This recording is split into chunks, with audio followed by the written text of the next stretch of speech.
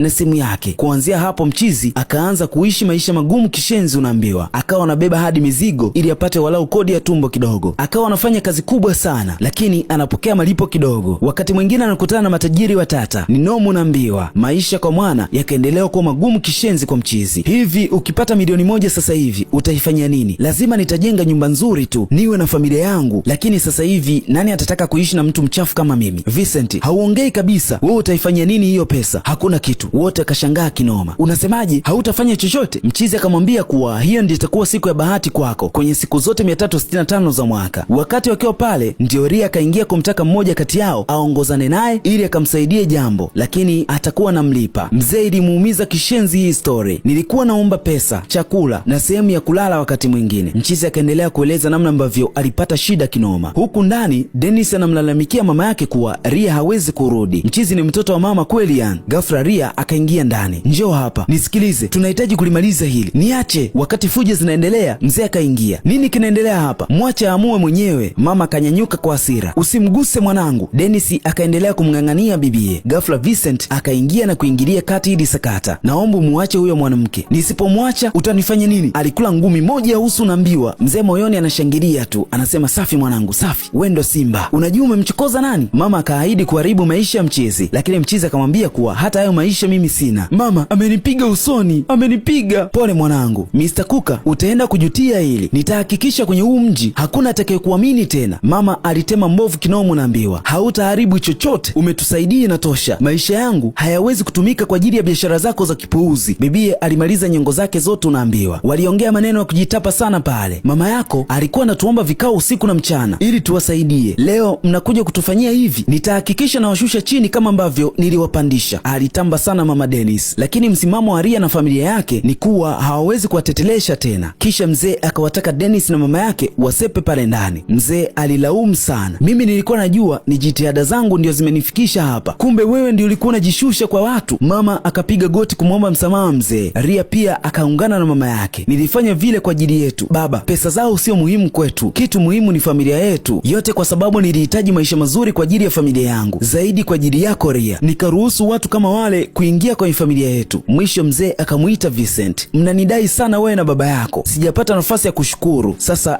nitakusaidia. Mchizi alishukuru kinoma. Kisha akamwambia kuwa nitapambana mwenyewe mzee, wala usijali. Upo kama baba yako tu. Mwisho mchizi akakubali kupewa msaada na mzee. Mchizi leo yupo na bibia anamshukuru tu, lakini bibia akamwambia kuwa yeye ndiye alipaswa kumshukuru. Unajua maisha ni kama yameandikwa hivi. Waliongea maneno mengi sana ya kufarijiana pale. Siku zikawa zimepita kwa kasi. Leo mchizi amerejea nyumbani kwa mzee na kumwambia kuwa amepata dili tayari. Mzee alifurahi sana na kumpongeza mchizi. Mzee aliongea mengi sana na mchizi pale ndani. Mchizi leo anamwambia bibie kuwa asije akawa karibu naye kwa sababu anamdai au kwa sababu ya familia yake, lakini bibie akamwambia kuwa nipo karibu yako kwa sababu nakupenda. Mapenzi yakazaliwa baina ya watu hawa wawili mtu wangu. Je, wewe unaweza kutumia uongo gani ili ukatae kuolewa na mtu ambaye haumpendi kabisa, tena mbele ya wazazi wako? Komenti yako ni muhimu sana hapo chini. Asante kwa kulitazama tambala hili mtu wangu, linaitwa Love Unscripted. Endelea kucomment, kusubscribe YouTube channel yetu, kushare kwa wengine pia. Tukutane kwa wakati mwingine.